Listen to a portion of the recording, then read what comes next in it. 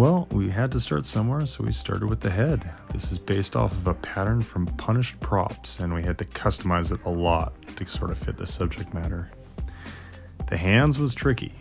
We wanted to make fingers that could retract and extend, but we tried toggle bolts to begin with. The only problem was they never were fully extended. They were always kind of curved, so we needed a different solution. We decided to try some PEX tubing. We would heat it up with the heat gun and collapse, one end of it. And then we'd use a drill to kind of push through and create like a little pivot point. I would end up just using cheap nails as the axle. And you can see how this hinge would work. Full extension, and it could collapse. So this seemed like a solution that would probably work better.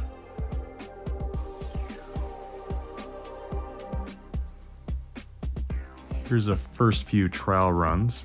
So you can see we've got all the joints right from the knuckle, right through the midsection of the finger, and then right through the end.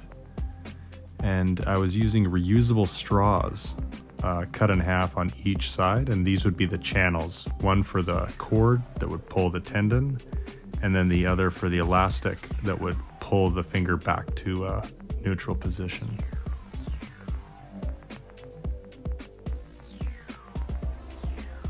This was very finicky. You wanted to have enough elastic so that it would come back into neutral position, but not so much that you would make it too difficult to actually pull the finger down. I wanted to hide the joints a little bit, so I thought about cutting the fingers off of latex gloves and then turning the glove inside out so that the padded inside of the latex would actually adhere to the paint better. But this was actually probably the good way to go. I ended up doing all the joints this way, and it really did well to kind of hide all those pivot points.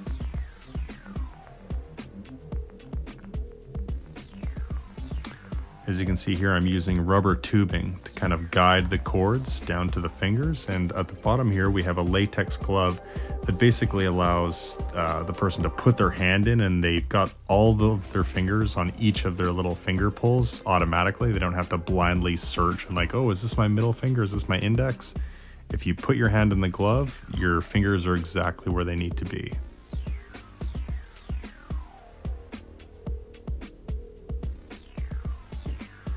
Okay, so here's a hand that's been foamed up so that the fingers are a bit thicker. We've got little custom fingernails on there as well. Here's the head after all of the customizations we made to it. We've got the teeth in there. The nose and the ears are made out of foam clay. And then the rest of it is just made out of EVA foam.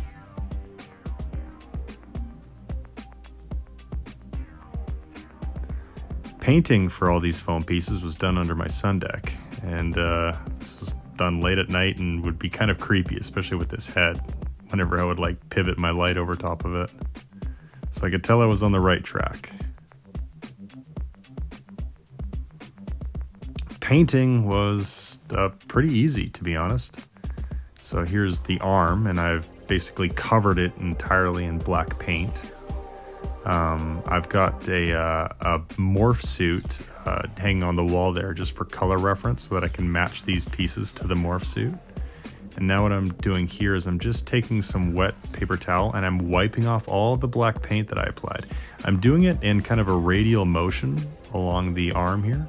And this is to create those lines that are kind of just sort of spreading around the pieces to kind of match up with the costume you can see in the background. Adding a couple more details there just to kind of even it out a little bit. We didn't want any part that was too dark or any part that was too light. We wanted it to be as even as possible. But I'm really happy with the way this turned out.